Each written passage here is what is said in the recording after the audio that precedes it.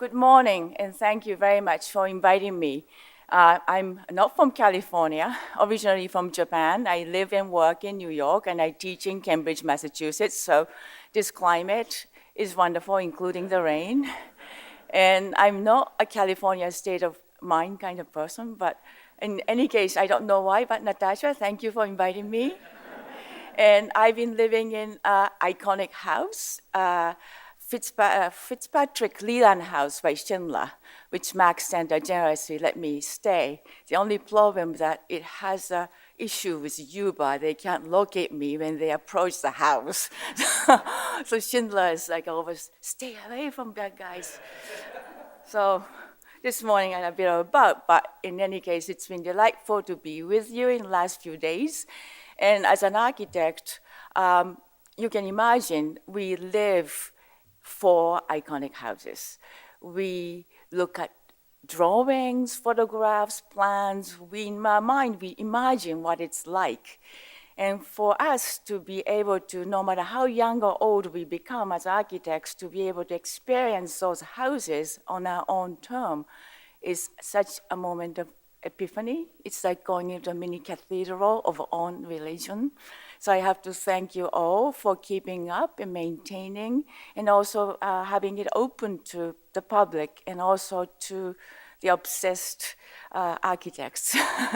Some of them are professionals, some of them are spirited architects of our time. So my talk is titled because it's based upon Frank, Marcel, Paul, and me, and Frank Lloyd Wright, Marcel Breuer, Paul Rudolph.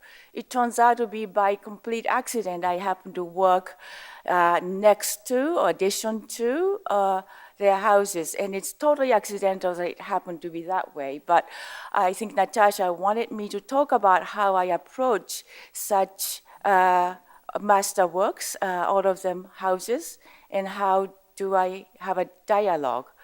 And in relationship to a dialogue, I was invited to Venice Biennale in 2012 by David Chipperfield. The theme of the Biennale was common grounds.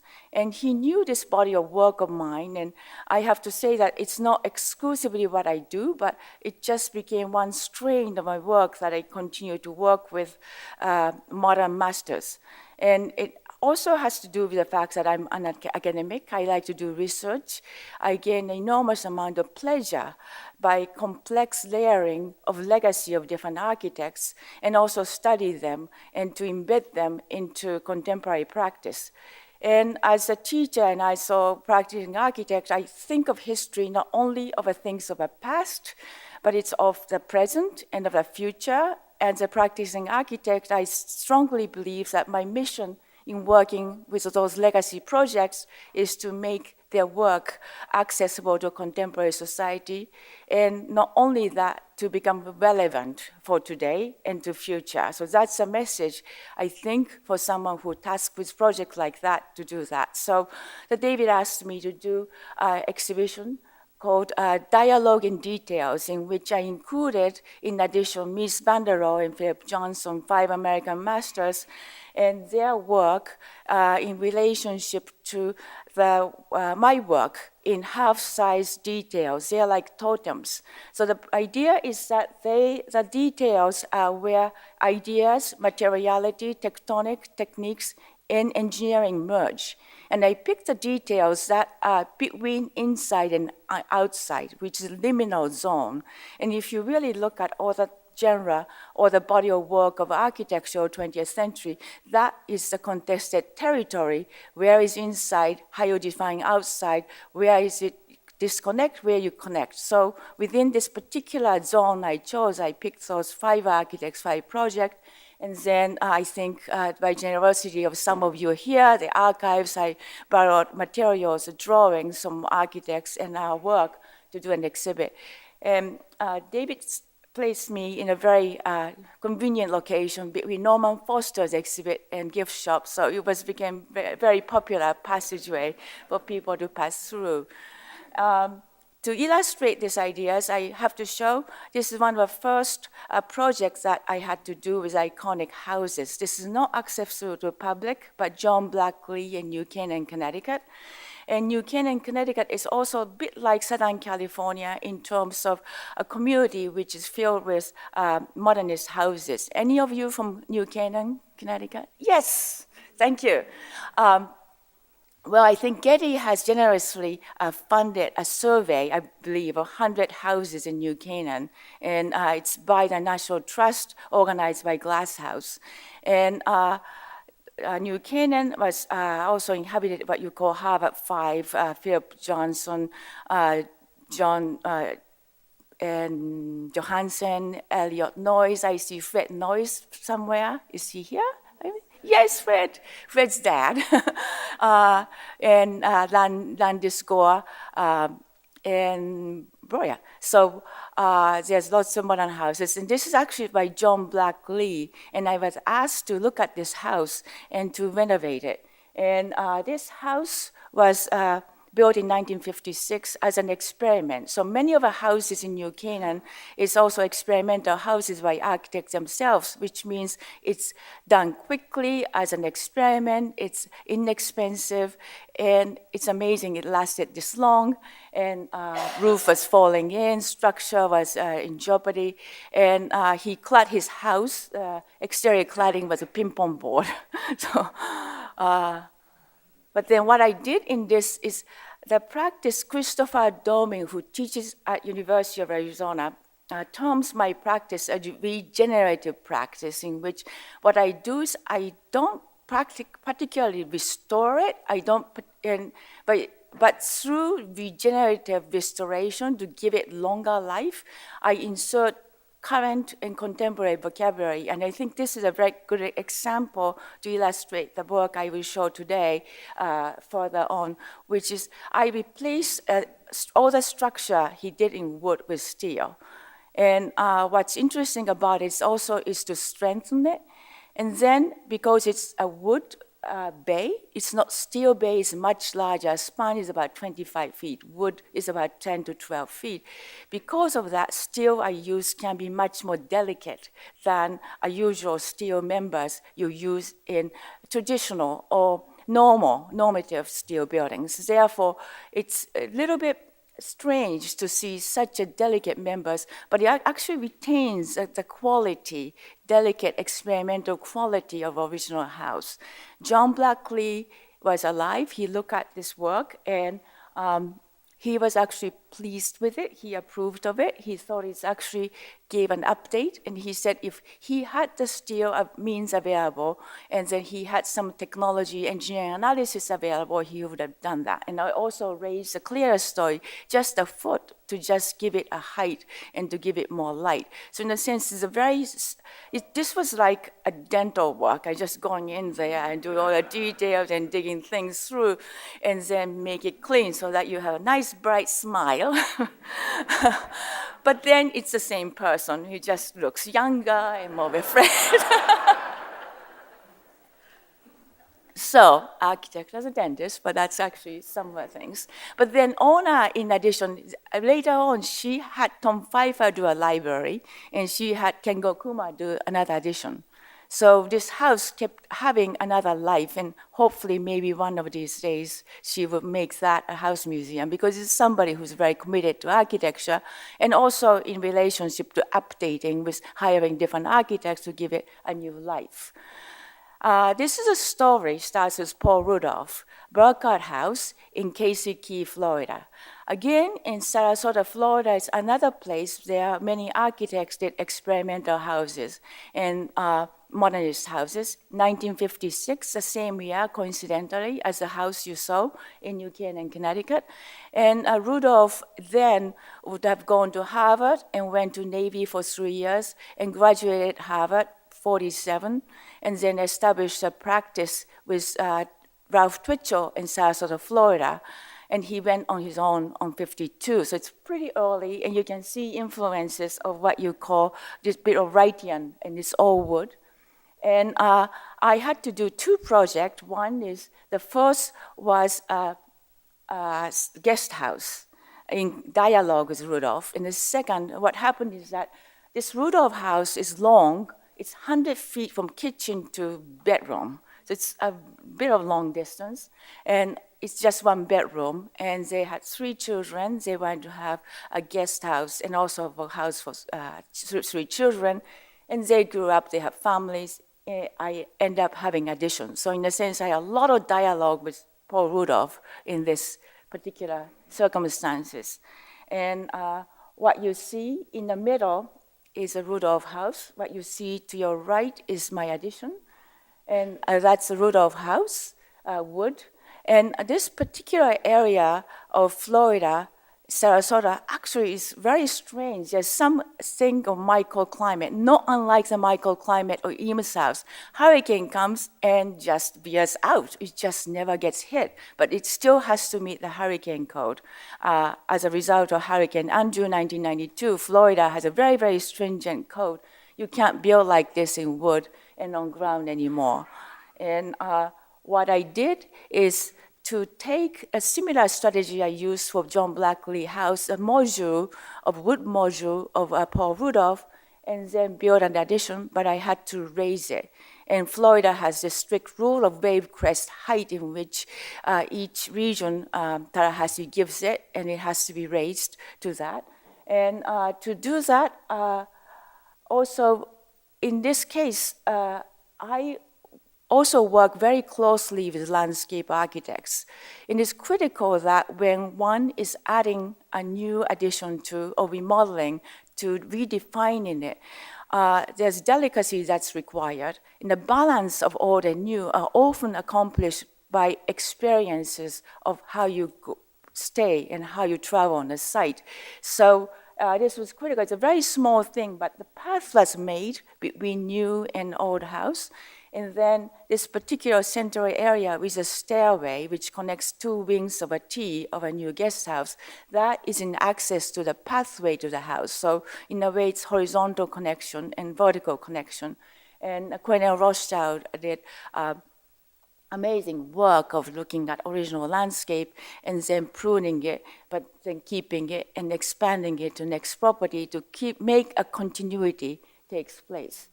And it was raised, but it's actually, I raised it 1 foot higher than what's required, so that this particular site has both Gulf of Mexico in the bay, and you can have a sea right through. So in a sense, it actually gives a look of a sky house or tree house, and house itself is within a tree canopy, so it can be shielded against a shading. So it gives a privacy and so forth. So using the same block or color block, it wasn't available, but close to color and same coursing. So there's a dialogue again was going back and forth between me and Rudolph in this particular project.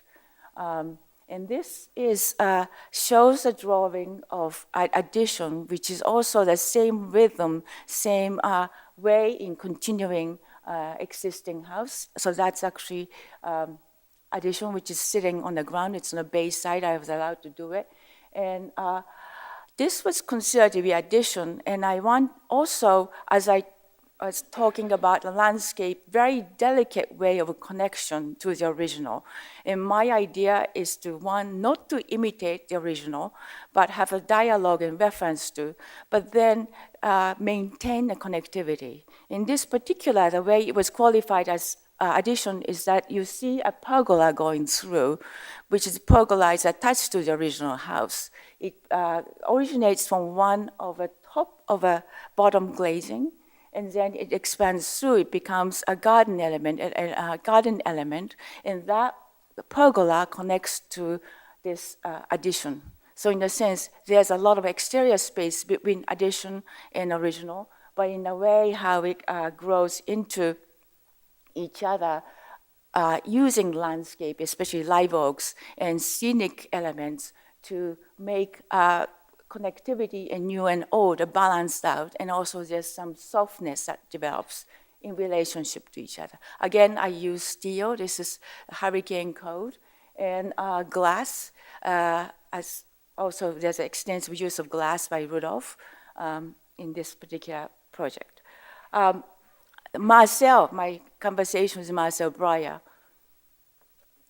he this is his house from 1951. He lives there for 25 years, going back to New Canaan, Connecticut.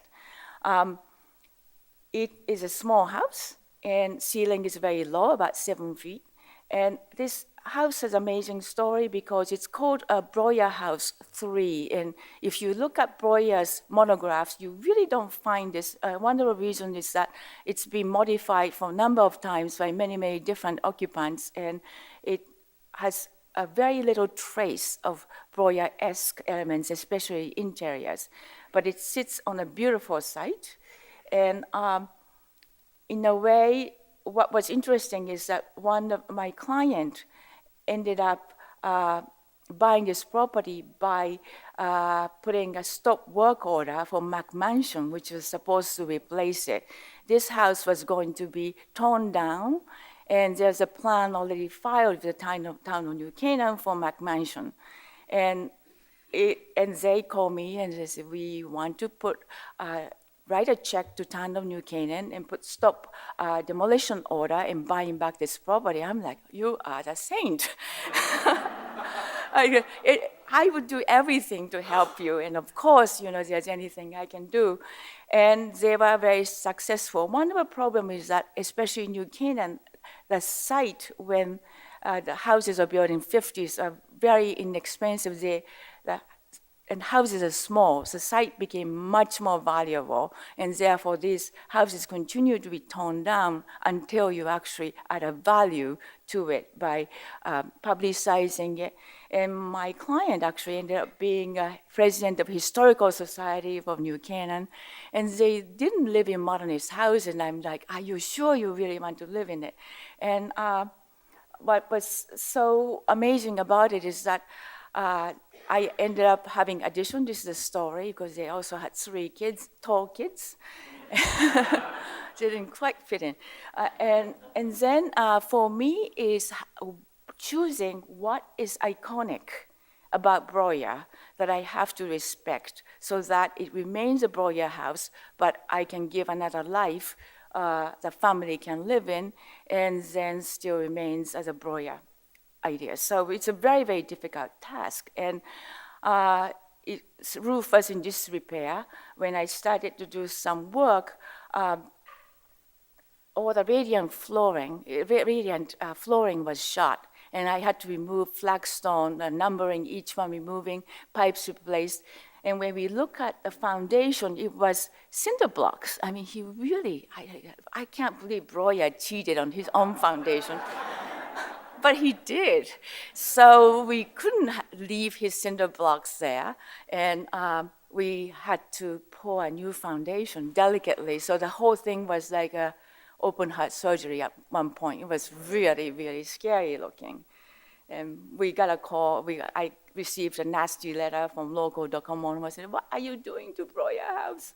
I'm like, but you weren't around when we needed you. He was about to demolish. I'm trying to save it, giving it surgery, and then giving a new heart so it can live another life. So they left me alone afterwards. But anyway, so I focused on stone masonry, which is very iconically Breuer. I don't know how he does it. No one does the masonry layout as he does in this. So in a way, what I did is this is existing, and I think to the right there was an addition which is also crumbling, and the pool house I added later by his another partner, Burkhardt. We also restored that, renovated. And this is what I did in terms of restoring the pool house, but adding addition, which is right angles to the Breuer house. And it's in right angles to each other because Breuer has often made this geometry as addition, but used existing opening of house. There's existing opening to make a connection which is diagonal angle to make sure that the rectangular volume right angle to it is not by Breuer. And then at the same time, family use the main house as a family living room, dining room, and additional bedroom. So they are constantly experiencing in daily life what's new, what's old. So in a sense, it becomes an experiential transitional area. And that's the volume of addition. And in addition, as I said, they had tall kids and also very low ceiling. And to emphasize the wall itself, I have raised skylights. So in a sense, introduce clear story, recessed from the facade. That's one of the things Dokomomo said, but we showed it's kind of going downhill when you approach, you see it, but when you are standing, it kind of disappears in the background. And also, idea is to continue the stone of a Breuer house to the base of addition so that the volume, although it's larger, looks levitated. And in a sense, it's a strategy which is slightly surrealistic, to my opinion, is that you kind of have to give a little bit of jolt to contrast against it. And I used the material of glass in diverse mutations, some transparent, some clear, some translucent, so that it's mutable against light. So in a sense, there's a predominant emphasis on stone as a heavy element, and therefore my effort is, yes, the original house is small, but by its original materiality, emphasize it. Addition, even though the size is larger, smaller element becomes more monumental so that it has a historical presence. So that's the kind of complex language of regenerative dialogue I play with it. And that this is a connective element, and obviously very, very new, translucent to outside, transparent to inside where you can have a view. And this is also a result. He's very famous for the cantilever. I think the Cape Cod modern you have seen many of the elements of, but his original, many of it kind of drooped because it's wood structure. Now with steel, it never droops. So that's the kind of idea, I guess, as elements of cantilever that I have enclosed. So this is also a landscape, a very important element, Cornel Rothschild, to reinterpret original landscape and expand it into including addition to this particular elements in it. So this is the view of a night. And I also have to say that I have personal affinity to this house. I used to work for Edward Larry Barnes, who was a student of Marcel Breuer. And I worked for Ed and Mary Barnes for Cape Cod Modern photo. You actually saw Mary Koss, a beautiful lady in the photo with all the guys. So Mary ended up marrying Ed Barnes. And they were very close friends, Breuers, and I've known Connie Breuer. And Ed Barnes' own house was modeled after this house. And Mary Barnes, because Barnes was still alive when I started to work on this project, so she visited this house. So she actually told me what the experience was very much like. So as an architect, I was privileged to know this personal knowledge of atmosphere and what was like, how the life was like in the house. Going to Frank, the most daunting personality of all. Darwin Martin House, built 1904, 1906 in Buffalo. And I think Mary Roberts is here from Darwin Martin. Yes, she's an amazing, indefatigable, courageous president of the organization. And this was a competition to do a visitor center. And Frank Lloyd Wright was not against having addition or remodeling of his own work, but except he had to be the architect. So in this case, I would have had a lot of nightmare, but my body of work is very interesting. And as with Marcel Breuer, with Paul Ruoff, I have an imaginary person I'm having a constant dialogue with in my head, in my work, in the drawings. There's a constant going back and forth. In a way, it's more difficult and more restrictive than doing a new building, but it's a challenge and amazing discipline I have to gain in order to continue it. So in a way, I enjoy it because I'm a masochist. Because I think that if Frank is alive, he'll definitely kill me. So the strategy is to insert this rectangular visitor center in the site. And site is also designed by Olmsted.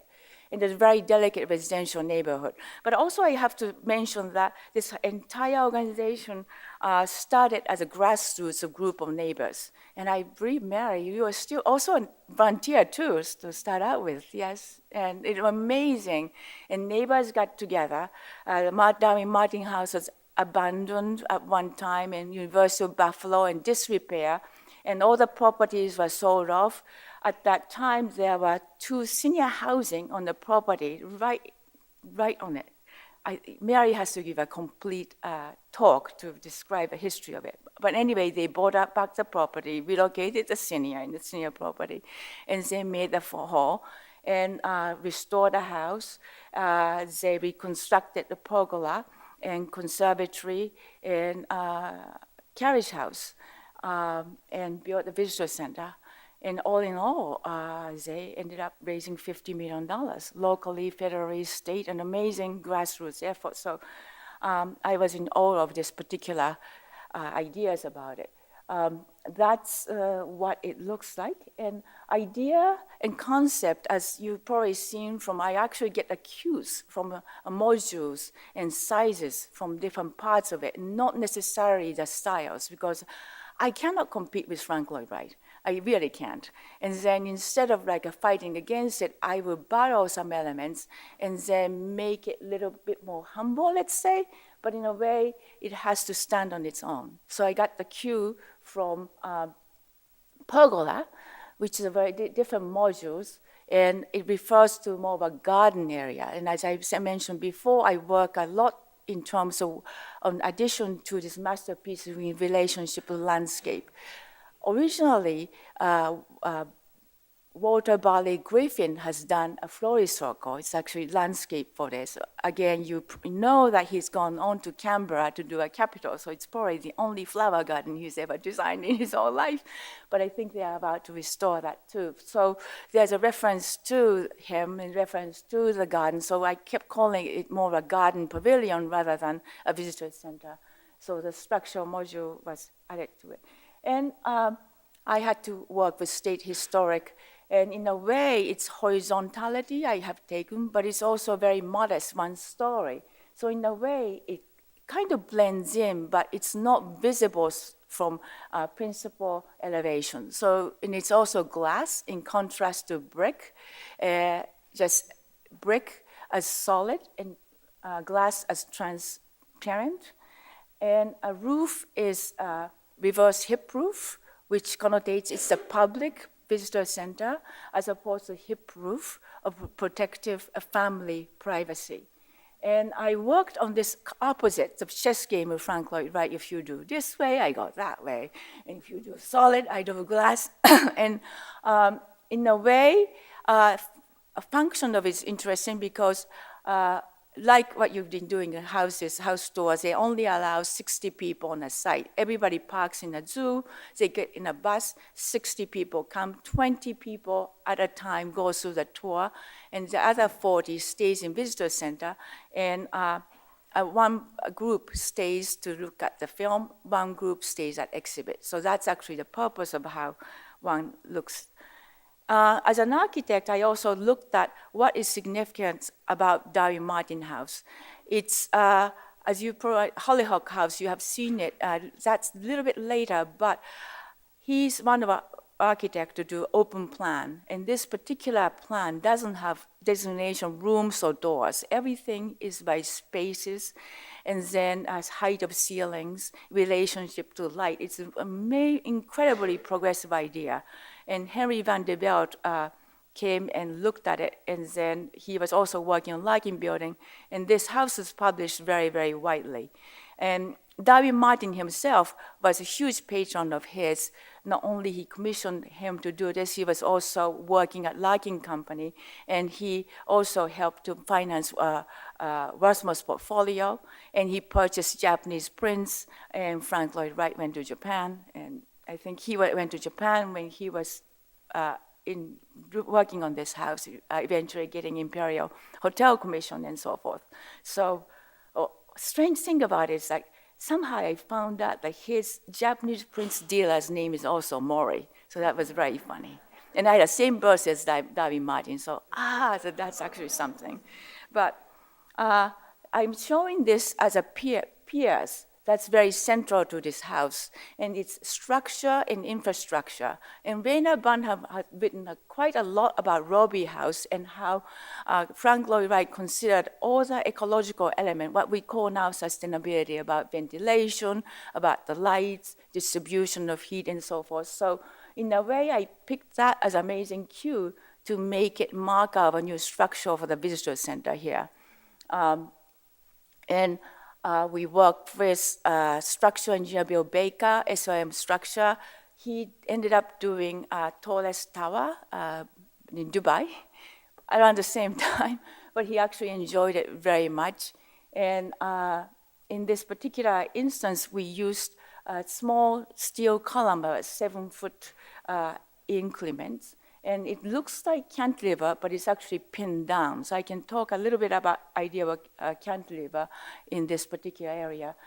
And inside of it, like that, and this is the exhibit, and David Martin, as a CFO of Larkin Company, kept everything. So the David Martin House, according to University of Buffalo, Jack Quinlan is one of the most documented building ever. So we had abundant material, we were able to do exhibit, and if more people wanted to do, they can go to archives to do some research material. This is a reproduction, which is in here. They can actually do a study. And one of the significant things about this visitor center is that it exposes this particular elevation which never been seen before. You've seen that in the drawing, but no one could see it because there are the houses on it, and you could never access this particular property. And talking about the landscape too, because we created this landscape in between, and difficult task for me is that this particular site has to be read separately as a historical and new, and at the same time it should read as a contiguous compound. So in a sense, it has to do two very contrary work at the same time.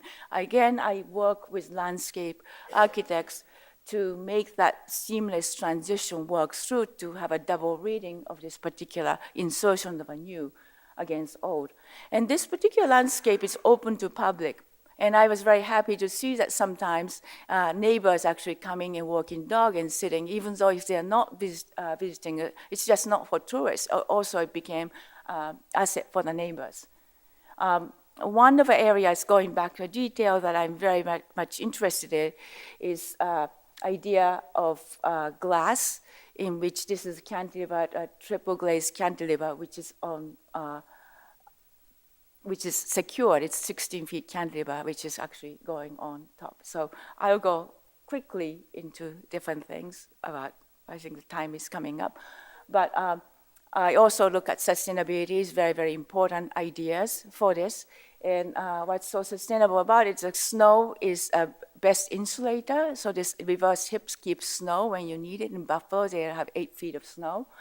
And then we had climate engineer from Stuttgart analyze it. And the idea is to keep it really ecological, but also inexpensive to maintain. So the entire thing, but geothermal heating and cooling, both in the house and this particular visitor center. And quick, some of the images of that particular ideas you can actually see through. Buffalo is also interesting because it has many of the historical buildings, and one of the things that benefits from David Martin House is its relationship to other architectural artifacts, Guarantee Building and Richardson Building. So in a sense, it's becoming an important part of tourism. Lastly about it, it's actually how does historical analysis of building influence architects in contemporary practice? I show quickly 2 projects, and then which is my work of analysis of glass houses, Philip Johnson and Farnsworth House. And I've recently done a house in which the client, and this client was welcome anti-McMansion. He says, I only live in one space. I'm only sleeping in a bed. Why do I need a big living room? I agree. Why do I have to have a dining room next to my bedroom? I want to have a small cabin. Just fine. So in a way, we made a camp of glass houses so that it's digitally controlled. He can control every house, and house goes on and offline all the time. So there's a series of interesting houses, and also for me, study of different typology of glass houses that actually goes through. So in a way, I just want to show that there's something about the study which goes into contemporary practice, which could be very, very interesting for architects to study. Another example, we talked about house museum. There are clients who are thinking of the house as a museum from the very start. So this work of house, I worked from a get-go with all the artists, not an after fact, and integrating furniture and art. And he's an art dealer, and he has to have Richard Long in it. And then, in a way, it's truthful because the family, the kids lived with the artist. Since they were little kids, the father was a dealer and cultivated many artists. So how the art becomes a part of a life, becomes a story. And I thought that's actually very, very important to keep that into practice. Some painters actually painted it right in the wall like that. And then some Janney Holzer. So there's a contribution, very specific. So in a way that the legacy for museum, it could probably become a house museum, but there's a story of a family and a relationship to each artist that goes in it. And some of more of a Duchamp collection, and James Joyce's first editions, a library is the center of a house like that. And I had a lot of conversation with Anthony Gormley, the sculpture that goes in there, which is in diagonal relationship to it. So in a way, the idea of relationship of house and art, I think is more related. So this is another Frank Marcel Poe, is Edgar Allan Poe. I just want to show it quickly because I had to do a visitor center for Poe Park. And it's a little Poe cottage, which was built in 1792. And visitor center was for Parks Department. And one part has to be a function of bandshell and daily life. This is a little cottage, the last of a cottage where he lived, wrote Annabel Lee, his cousin, young bride, died, lived with his aunt, and this was the last house. After this house, he disappeared and died in Baltimore and discovered. So in a way, it's a tiny little house museum in Bronx, run by Bronx Historical Society, and it's clad in roof slate, and the park volunteers are called ravens. And they come, so there's recall of a bit of ravens.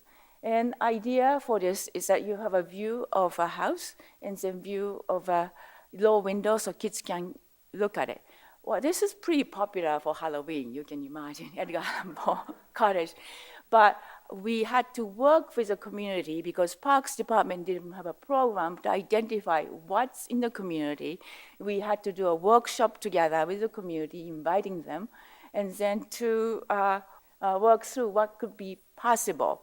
And there's somebody assigned to it. So in this case, it's strange because Poe Park House Museum couldn't do it alone, Visitor Center couldn't do it alone, but with community involvement, we actually have things happening.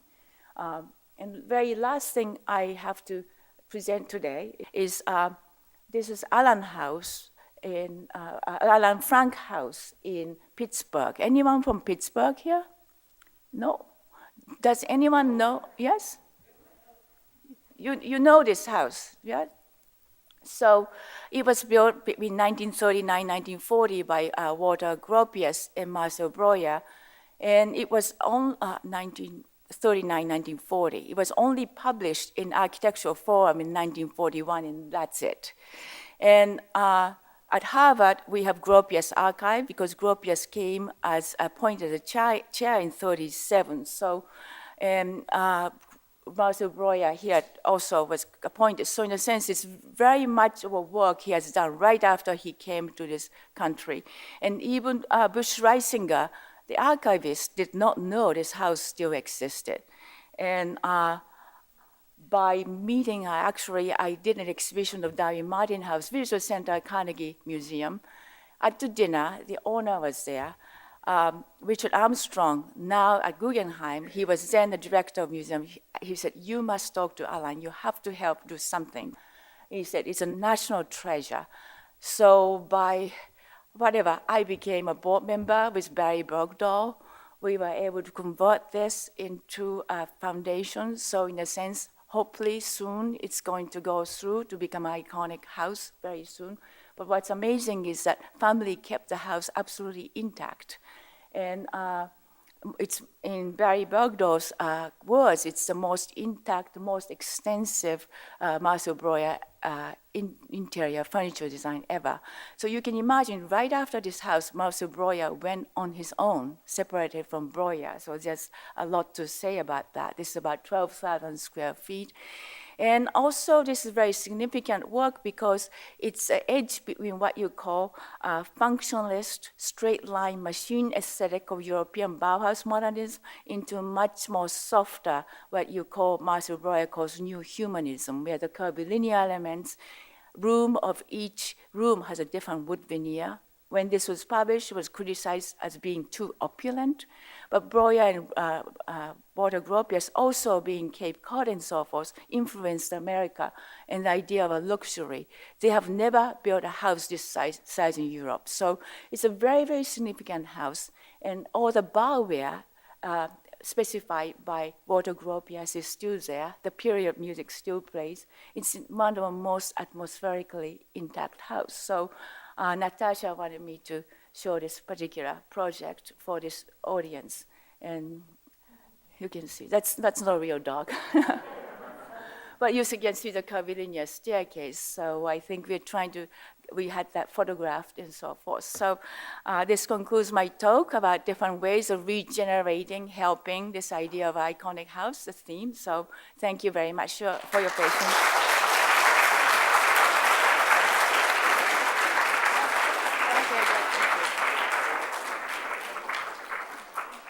Okay, phew. That was like a whirlwind trip. So now we have an opportunity to have a few questions, and I wanted to start it off, actually. I was inspired by your comment that we're all masochists, which I certainly would agree with and assume that many of you in the audience do. And that if Frank were alive, he would kill me. I often have that notion at the Freeman House. But I was interested in, you're talking about experimental materials and how these places are experimental. Materiality is, of course, a big issue for us in dealing with historic houses. And you referenced some pushback from the preservation community, Docomomo, et cetera. So how was that experience in terms of dealing as coming at it from a design perspective and having preservationists sort of push back on the work you were doing? Right. I really haven't had a lot of pushback. Well, the Docomomo issue was because they found it being demolished, they thought. But in fact, we are trying to save it. So it was a bit of a travesty of miscommunication there. Mm-hmm. And in landmarks in New York, when I didn't show any of landmark work, they also like this idea of separating historic work with new. Mm-hmm. And then you want to restore and preserve the historic fabric, but what you're doing new to it has to be distinctive. Legibility, they say, is absolutely important. And even, I think, National Historic Preservation, they have a guideline to that. Sure. So I always work with that guideline. And so I really don't think I try to keep it very separate. And also, in terms of materiality, if it's historic restoration, in a sense, Breuer's, we had to restore the facade completely. And then flat flooring, everything. And that's totally the conservation effort, a lot of what you do to restore the house and preserve the conservation. So I think I do both mm-hmm. in a way to keep the historical fabric intact as much as possible, sure. Less invasive, but invasion takes place in terms of a new addition of something that I do. So sure. By separating it, I tend to avoid a lot of confusion. Good. Okay. So other questions from the field?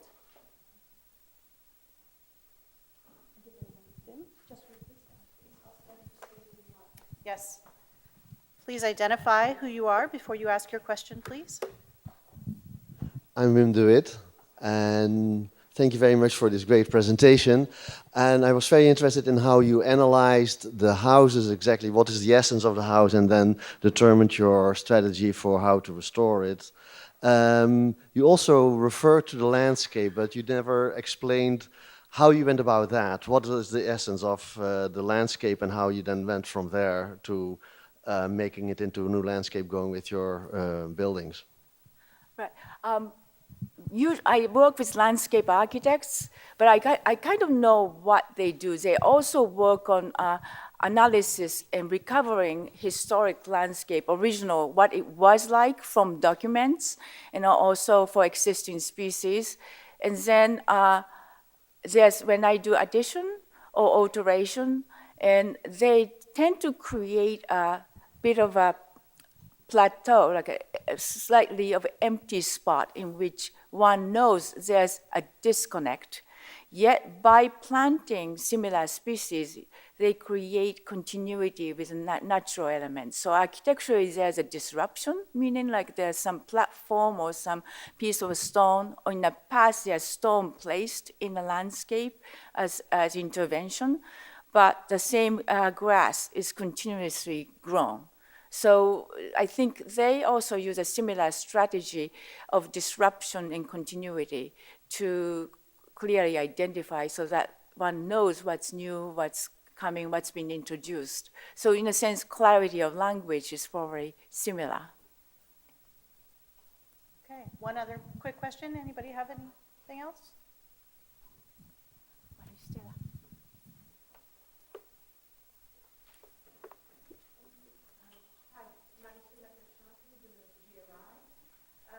Toshiko, thanks a lot. This was a great presentation. It also made clear to me that how much, and I want you to emphasize this, how much your research, you're going into the archive, trying to understand the original fabric is essential for a good project, a good preservation, a good project of transforming and preserving.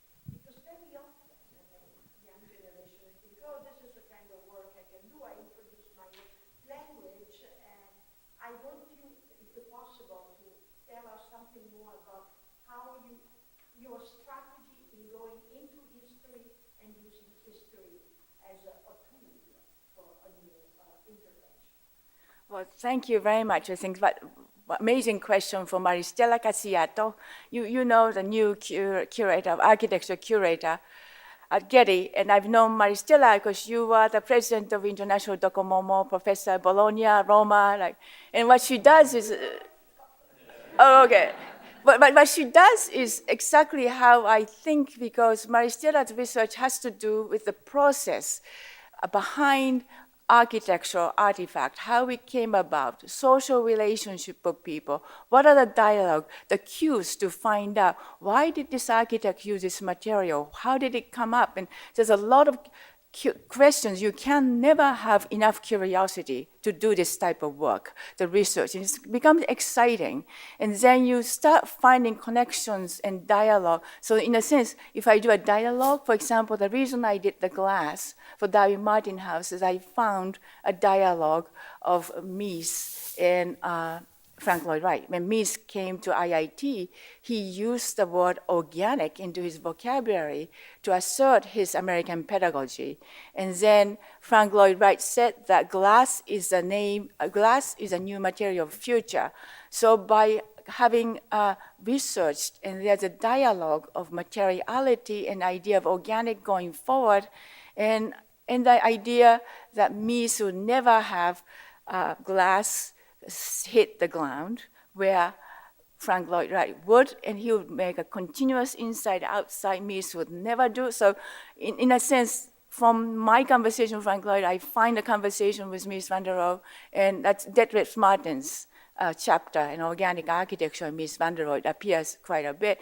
And then you find bits and pieces of historical anecdotes, and of course, there's a wealth of studies of plants.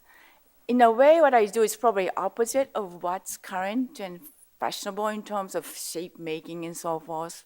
It's not facile, it's very complicated. But I delight in that. I think it's not, there's a pleasure to being a masochist.